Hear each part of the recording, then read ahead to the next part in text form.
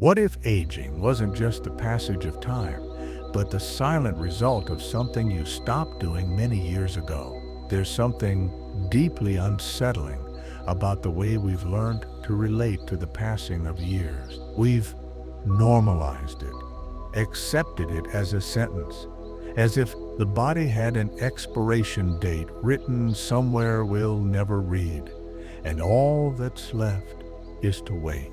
But if you observe carefully, if you pause for a moment amidst the daily noise and look around you honestly, you'll see cracks in that idea. People with the same chronological age, but with completely different energies, minds that still shine clearly at 70, 80, while others seem to have dimmed much earlier. People who walk lightly, who laugh from within, who sleep deeply and wake up with a clear purpose. What do they know that others don't? What do they do differently? Today you'll discover an ancient practice, brief, silent, seemingly simple, that ancient traditions considered the foundation of inner vitality. Just 7 minutes.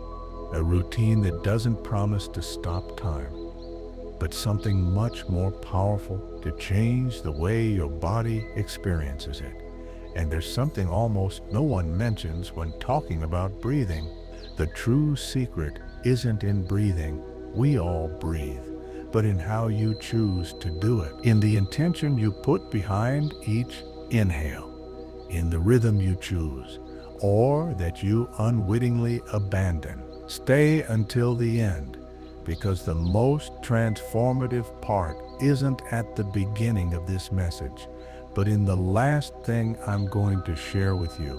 Long before laboratories existed, long before modern science began to study the body with instruments and data, there were traditions that observed human life with an almost sacred attention, not with the coldness of one who dissects, but with the reverence of one who contemplates a mystery they know can never be fully exhausted.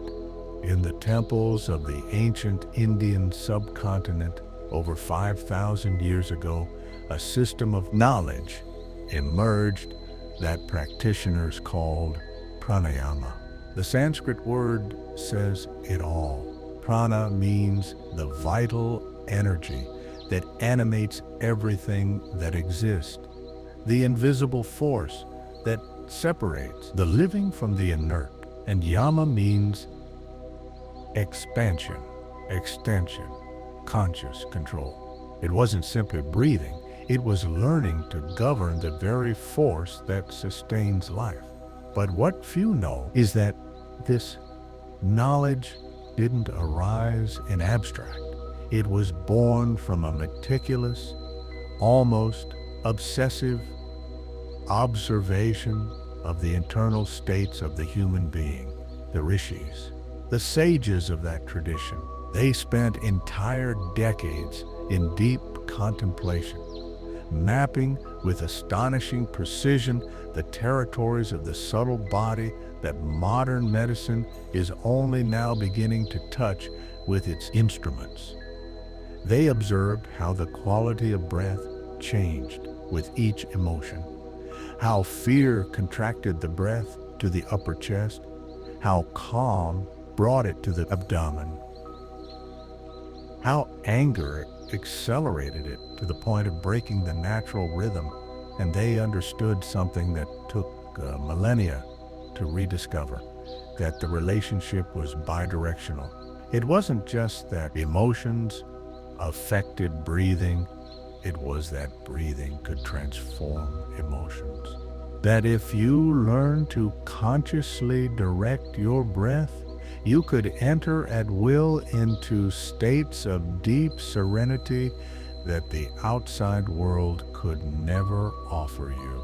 This understanding was the seed of something that grew for generations.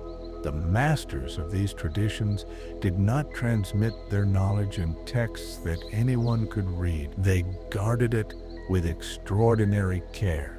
They passed it from master to disciple during years of silent practice, careful observation, patient testing, because they had discovered something that could not be reduced to written instructions. That the body responds to breath in ways that go far beyond what the eye can see, and that this knowledge was only revealed in real practice, in the direct experience of inner silence. And there was something else in those observations that made them pause in awe. They noticed that those who practiced these techniques with constancy and devotion seemed to inhabit time in a different way. Different.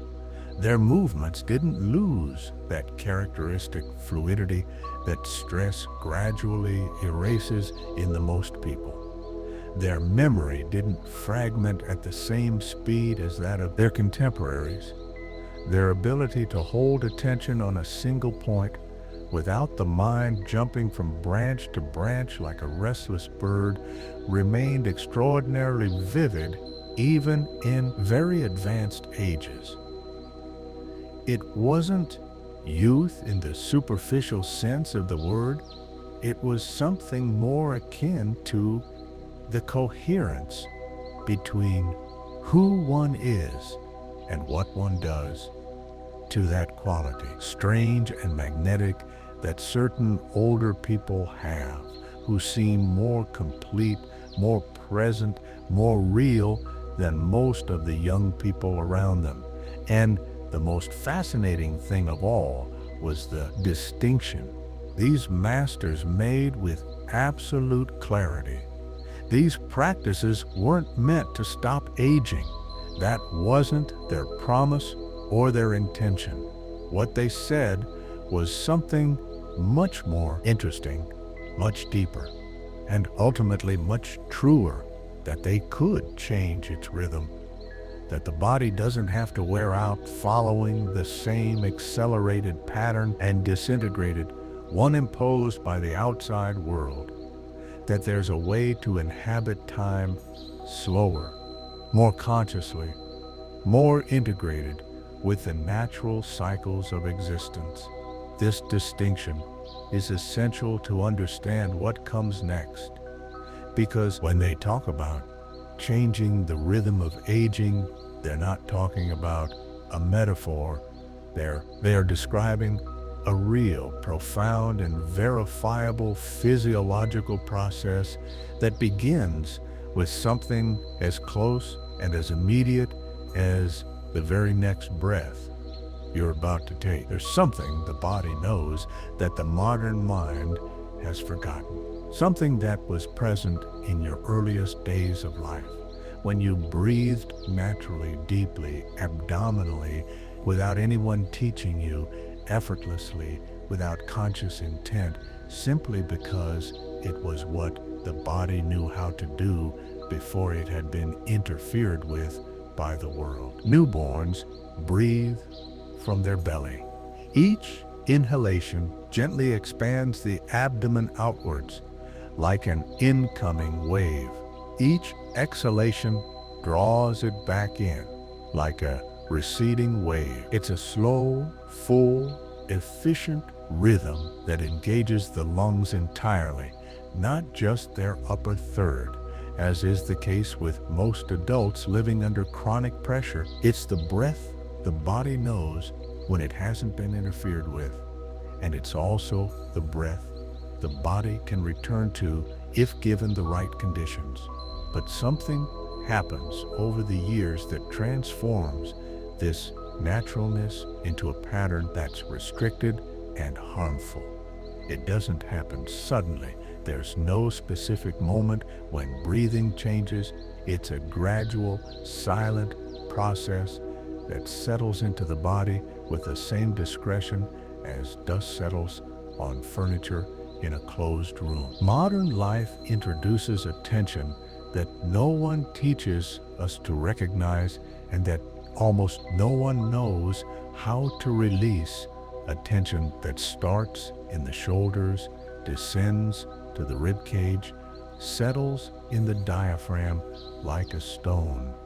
No one remembers placing there an ultimately alters the very mechanics of breathing in ways that have enormous and silent consequences on the quality of life. When breathing becomes chronically and superficially thoracic, something changes in the body's internal chemistry. Blood carbon dioxide fluctuates in ways the body interprets as an alarm signal. The autonomic nervous system remains at a constant level of activation that doesn't correspond to any real threat, but which the body can't distinguish from a true threat. Stress hormones circulate with a frequency far beyond what any life situation would justify, and all of this, accumulated over years, produces a wear and tear effect that expresses itself in ways we recognize as aging, but which are actually, at least in part, the biological consequence of breathing that has lost its natural rhythm. Sleep becomes fragmented because the nervous system can't fully deactivate. Digestion slows down because resources are mobilized towards the stress response instead of towards restoration. Cognitive capacity narrows because a brain in constant alert can't dedicate its full resources to creative thinking, to long-term memory, to a broad and calm view of situations, and the available energy to live, to create, to connect deeply with others is reduced to an increasingly thin thread. The most disturbing thing of all is that this process doesn't produce visible alarms or clear signals of crisis. Simply, as time passes, the wear and tear normalizes, it becomes the usual landscape. The person who used to wake up with energy starts to get up already tired. The one who used to experience moments of brilliant mental clarity starts to feel them as rare exceptions instead of their natural state. And the growing feeling that something has been lost, that there's a more vibrant, more present version of oneself, more whole, that no longer appears with the same ease, it becomes a silent backdrop of melancholy that many simply attribute to inevitable aging. But the good news, and it's extraordinary news that deserves all your attention, is that the body remembers the ability to breathe deeply, to activate the full diaphragm, to bring the air to the deepest alveoli of your lungs. It's not a new skill you need to build from scratch, as if it were a skill you've never had. It's a pattern that's already etched into your nervous system, your musculature, your cellular biology. It was active in the first years of your life. It's dormant, not destroyed. And when the body starts to remember it, when, through conscious and sustained practice, it rediscovers that forgotten rhythm, the response is astonishing. It's not learning, it's recognition. Like returning to a place known in childhood and discovering that the body remembers it even when the mind had forgotten it existed. There's a belief so deeply ingrained in modern culture that we rarely stop to question it. The belief that time is linear, uniform, mathematically identical for all bodies that pass through it. That each passing year leaves exactly the same amount of imprint on every organism, regardless of how that organism has lived those 12 months. That aging is simply the arithmetic sum of accumulated years, and that in the face of that sum, there's nothing to do but add more or stop adding. This belief is so deeply rooted that we've made it the framework within which we interpret almost everything related to health, vitality, and more. But this idea, however familiar it may be, however convenient it is, for simplifying the understanding of the human body, is profoundly incomplete. And the evidence of its incompleteness is everywhere, visible to anyone willing to look honestly. Studies on epigenetics, the scientific field that analyzes how environment, lifestyle, and sustained internal states influence gene expression, have revealed something in recent decades that is difficult to assimilate from a conventional perspective. Two people born in the same year, raised in similar socioeconomic conditions, can have radically different measurable biological ages. We're not talking about a difference of months or just a few years. We're talking about differences that can reach 2 decades. A 50-year-old can have cellular markers, telomere length, systemic inflammation, mitochondrial efficiency corresponding to someone who is 38. Another can have the equivalence of someone who is 62. And the most revealing aspect of this research is that the factors best predicting which of these two paths an organism follows are not genetic in the traditional deterministic sense. Additionally, they are lifestyle factors, sustained internal state, autonomic nervous system quality, and the organism's capacity to self-regulate against the constant disturbance the modern world imposes on every body living in it. Ancient contemplative traditions reached an equivalent conclusion through a completely different path, centuries and millennia before laboratories capable of measuring it existed. They discovered it through sustained observation, generation after generation, of what happened to the bodies and minds of those who practiced and those who did not. And what they observed was this: that wear and tear is not an inevitable consequence of time itself, but of the predominant internal state in which that time is lived. A body living in chronic contraction, in constant alert, with an internal dialogue perpetually dominated by fear, urgency, or resistance, carries the passage of time in a specific way. It fragments, hardens, gradually losing its ability to recover with the same efficiency it once did. A body that learns to regulate itself, to return to balance after each disturbance, to sustain a conscious dialogue with its own nervous system instead of being dragged along by it, carries that same time in a completely different way. Not slower in the clock sense, but profoundly different, with more internal coherence, more energy available for real life, and a greater capacity to repair itself at the levels where true aging occurs, not on the visible surface, but in the invisible cellular depth. And this is where pranayama emerges as more than just a relaxation or stress management practice. It emerges as a technology of deep regulation, an interface between conscious will and the physiological processes that normally occur below the threshold of consciousness, a way to actively participate in the rhythm with which time passes through the body, instead of simply being a passive spectator of that passage. Because the great confusion of modernity isn't believing that time passes. Time passes. That is undeniably true. The confusion is believing that we are completely passive about how it passes, that we have no influence over the quality of that passage, that the biological clock advances with the same blind, impersonal mechanics for everyone, without the internal state of the one living it having any real effect on its speed or depth.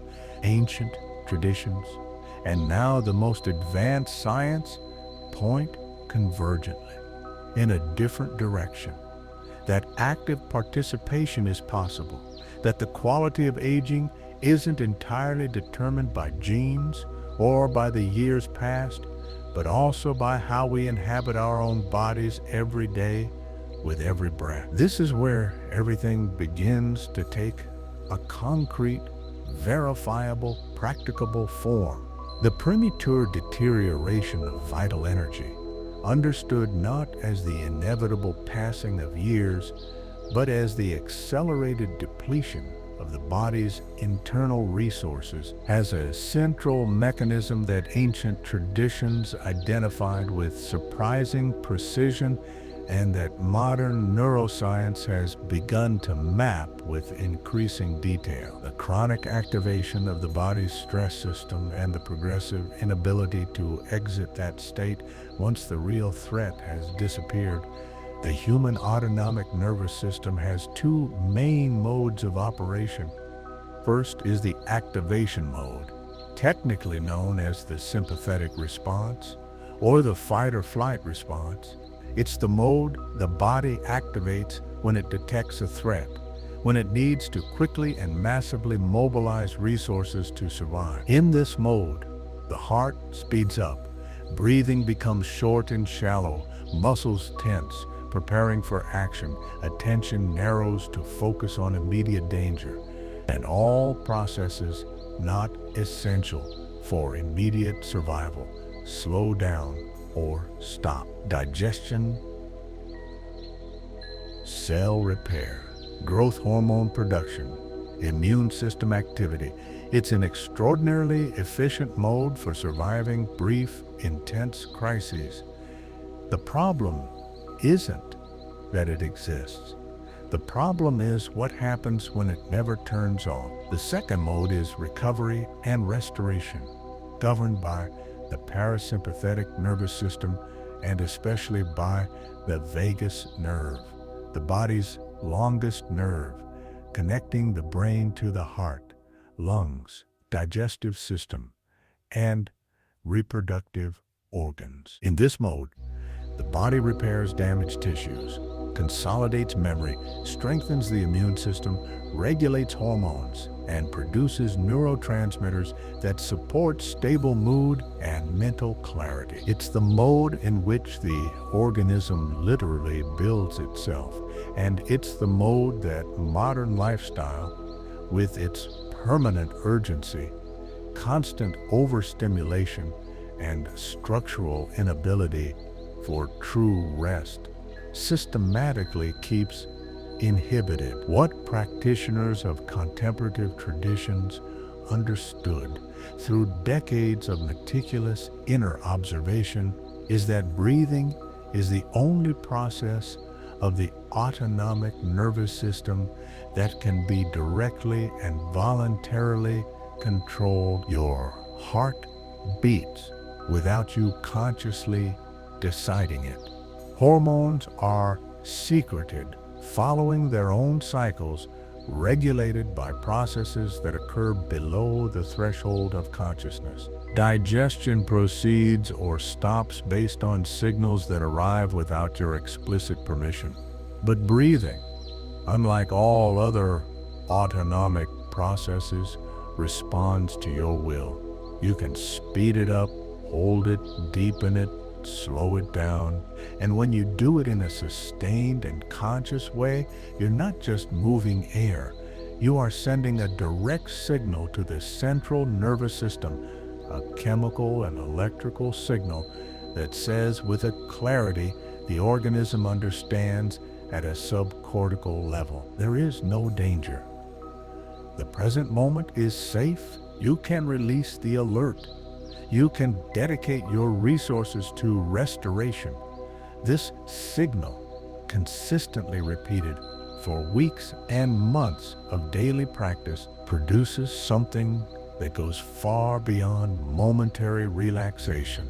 It produces what neuroscientists call elevated heart rate variability, the heart's ability to adjust its rhythm flexibly and efficiently according to the changing demands of the moment. And that variability is not just an interesting technical detail, It is one of the most consistent and robust biomarkers of physiological resilience that modern science has identified. Organisms with high heart rate variability recover faster from stress, get sick less, sleep better, think more clearly, and according to multiple longitudinal studies, live longer with a higher quality of active life. What the masters of pranayama called the restoration of prana flow, modern science describes as the optimization of autonomic.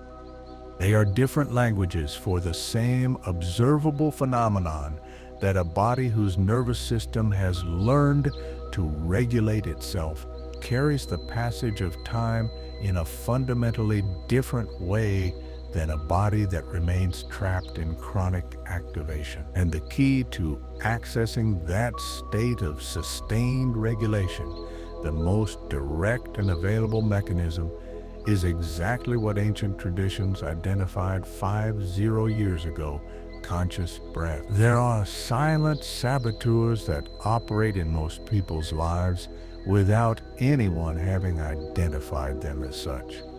They are not diagnosable diseases or clearly destructive habits that any doctor would point out as problematic. They are patterns of behavior and thought, so normalized, so universally shared, so reinforced by the culture we live in, that they have become invisible precisely because they are everywhere. The first and most widespread is the relationship with time that modernity has installed in almost all nervous systems. Chronic urgency, the feeling that there's always too much to do and too little time to do it, that resting is a waste of time, that stopping, even for 7 minutes, is a luxury only afforded to those who have already finished everything they have pending, which means it's never the right time. This relationship with time is not just psychological, it's physiological. It activates the sympathetic system in the same way a real threat would activate it, and keeps the organism in that state of alert that produces exactly the type of accelerated wear and tear we've been talking about. Chronic urgency is not just a state of mind. It's a way of aging faster. The second pattern is more subtle and more interesting: the pursuit of spectacular and immediate results. Consumer culture has trained the human mind to expect every investment to yield a visible, measurable, and satisfying return in the shortest possible time. We try something once, twice, and if we don't feel a dramatic transformation in the first few hours or days, we conclude it doesn't work and abandon it in search of something that produces faster and more dramatic results. This logic, which works well for many types of consumption, is radically incompatible with the kind of change we're describing. Nervous system regulation doesn't operate with that logic. It's not a medicine that acts on a specific symptom in a predictable time. It's a process of rewriting deep patterns that occurs in layers, cumulatively, on a time scale that requires weeks to become noticeable and months to become irreversible. What happens in the first 7 minutes of practice is real and immediate.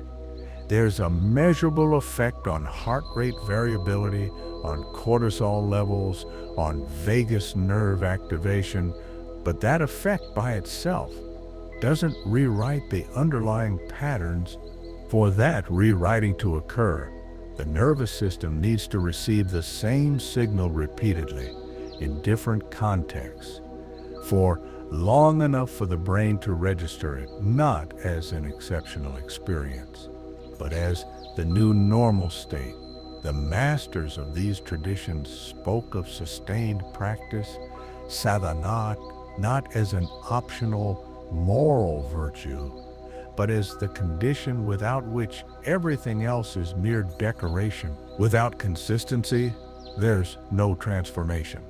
There are only interesting experiences that just evaporate. The third pattern is perhaps the most damaging in terms of aging, because it operates exactly in the domain where practice tries to intervene. The inability for deep and real rest. We're not talking about the number of hours a person spends lying down. We're talking about the quality of restoration that happens during those hours. And this distinction is fundamental because the modern world has created an epidemic of people who sleep enough hours in terms of quantity, but they don't truly recover because their nervous system never really gets to deactivate completely during that time. The phone in bed, the bright screen that sends activating signals to the brain until the very last second before turning off the light. The mind that reviews the day while the body tries to sleep, the alarm clock that interrupts sleep at the most inconvenient time without any consideration for the natural cycles of the organism. All of this produces a type of incomplete rest which the body tries to compensate for unsuccessfully, accumulating a restoration debt that eventually expresses itself as chronic fatigue, as brain fog, as a generalized feeling that life requires more effort than it should. And there's a fourth pattern that deserves special attention because it's the least recognized, the disconnection from our body's own rhythm. Modernity has taught us to ignore our internal signals in favor of external ones. We eat when the clock tells us, not when our body tells us to. We sleep when the show ends, not when our body asks for it. We move according to our work schedule, not according to the natural energy rhythms that change throughout the day. This disconnection isn't just an inconvenient habit, it's a way of living in silent war with our own biology.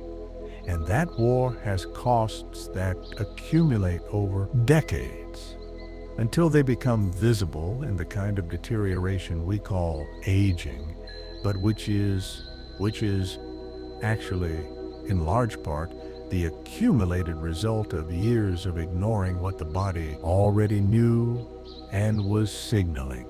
There's a dimension to this practice that most conversations about breathing and well-being completely omit, not out of carelessness, but because it's hard to describe with the language we've inherited to talk about health and the body. It can't be measured in a blood test. It doesn't show up in an imaging study. It doesn't have a technical name in the vocabulary of conventional medicine. And yet it is, possibly, the most profound and lasting transformation that the practice produces.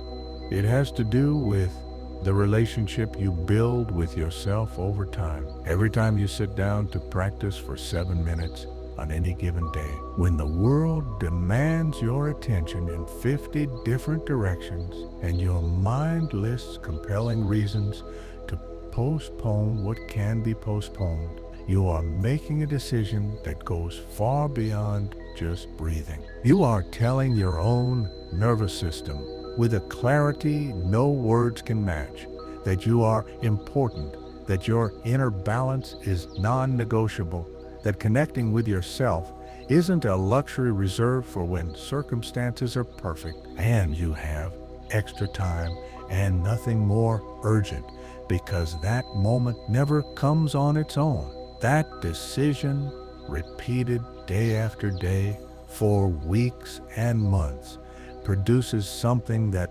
medical instruments cannot capture, but which is perceived with absolute clarity in the quality of a person's an internal coherence that becomes the firm ground from which that person faces what life brings. Not the rigidity of someone hardened by pain, but the steadfastness of someone who has learned not to be swept away by it. There are people who have been practicing these techniques for months or years and describe the process in a way that is almost identical regardless of their culture, age, or life context. They say that at first the practice seemed like an additional effort in a life already too full of efforts. That in the first few days, the mind resisted with creative and convincing arguments, that the benefits weren't immediately obvious, but that at some point, which no one can pinpoint precisely on the calendar, something quietly changed in the way they inhabited their own lives. Not all at once, not dramatically, like a light that turns on so gradually that there isn't a moment when you can say, now it's on. Simply, one day, you realize that the darkness is no longer there. The first thing that usually appears, and that almost all regular practitioners mention, is an improvement in sleep quality, not necessarily in the amount of hours, but in the depth of restoration. The person who had been waking up in the middle of the night with a racing mind starts to notice that these awakenings become less frequent, less intense, and that when they do occur, they can fall back asleep with an ease they didn't have before. Afterward, something more subtle, but equally significant, usually appears: a greater ability to inhabit the present without the past or future compulsively capturing one's attention, not as an abstract spiritual virtue, but as a practical and concrete experience. The conversations you have become more real because you're more present in them. The taste of food intensifies because you're actually tasting it instead of just processing it while thinking about something. The feeling of available time increases, not because you have more hours, but because you inhabit the ones you have more completely. And there's something that more advanced practitioners describe, and that masters of ancient traditions mentioned as the ripe fruit of sustained practice, which is hard to name, but is recognized when found.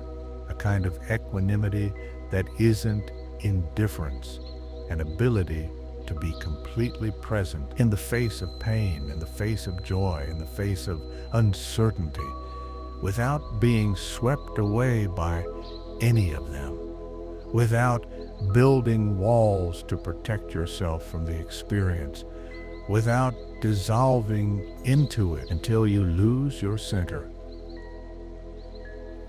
It's the quality that Sanskrit texts called sthita prajna, stable wisdom, and that contemplative traditions throughout time have identified as the clearest sign that a practice has truly touched something real in the depth of the human being.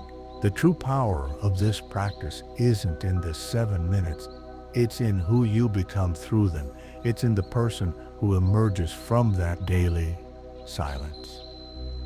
More rooted in what you truly are, more capable of consciously choosing how to inhabit each moment instead of simply being carried away by it. More present in your own life with the quality of attention that life deserves and that deep down was always available, just waiting to be recognized. Perhaps aging was never the enemy we thought it was. Perhaps what we lose with time isn't youth, but the living connection with what we are at the deepest, the dialogue with our own body, the ability to listen to it before it has to speak loudly through pain or exhaustion.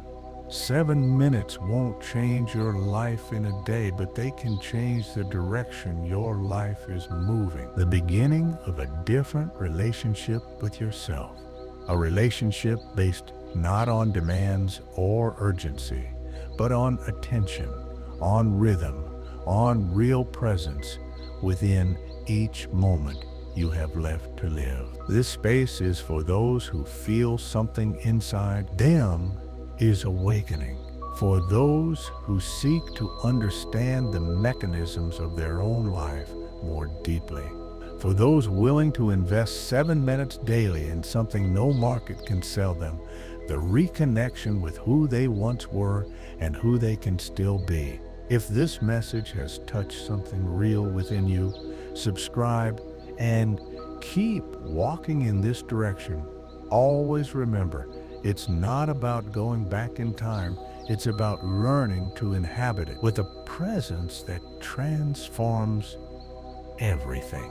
We now arrive at the heart of this practice, to what the wise ones carefully passed down through generations, not because they wanted to create mystery around something simple, but because they understood that the depth of a technique is only revealed when practiced with proper attention. There are no shortcuts here, and at the same time, the practice itself is extraordinarily accessible. It doesn't require years of prior training, nor a special space equipped for meditation, nor perfect living conditions, nor absolute silence. It requires something much simpler in appearance and much more demanding in actual practice. Authentic presence, genuine attention to what's happening inside you as you do it. The willingness to be completely present for 7 minutes without dividing yourself between what you're doing and everything else your mind wants to claim as urgent. The practice has 3 phases. Each one fulfills a specific function within a process that pranayama masters describe as a complete cycle of regulation. Activate, amplify, and integrate. 7 minutes in total. Find a place where you can sit with a straight back, feet firmly on the ground, hands resting naturally on your thighs, palms up if that's comfortable for you, or down if you prefer to feel more grounded. No complicated posture is needed, nothing requiring special flexibility, just a spine that can support itself without tension, without slumping, without stiffening.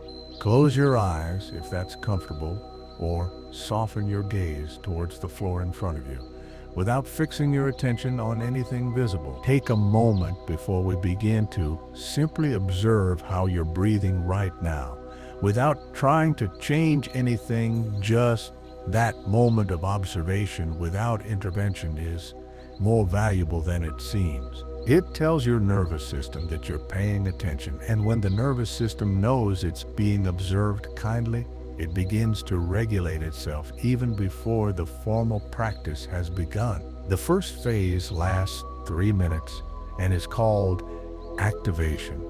It uses a technique known as nadi shodhana, which in Sanskrit literally means purification of the channels. With your right hand in a comfortable position, close your right nostril with your thumb and slowly inhale through your left nostril, mentally counting to 4. Do this without forcing, without rushing the count, without trying to take in more air than naturally enters. Then briefly close both nostrils for 1 second, barely a pause. Open your right nostril, close your left with your ring finger, and slowly exhale through the right. Counting to 6, notice how the exhalation is always longer than the inhalation. That difference is not arbitrary. It's the most direct signal your nervous system can receive that recovery mode should be activated. Then inhale through the right with the same count of 4. Close for a moment and exhale through your left. That's 1 full cycle. Repeat it slowly for 3 minutes. Each cycle is a conversation with your own nervous system. Each alternation sends a signal of balance towards your brain hemispheres. Sanskrit texts describe this technique as the purification But the nadis, the invisible channels through which vital energy flows in yogic tradition. But even if this language feels too far removed from your frame of reference, the physiological effect is measurable. Alternate breathing synchronizes your brain rhythms, promoting a state of calm alertness, distinct from both the state of sympathetic arousal and deep drowsiness. The second phase lasts 2 minutes and is called amplification. It's perhaps the least known outside of Eastern traditions, but possibly the most powerful in terms of its direct effect on the nervous system, parasympathetic.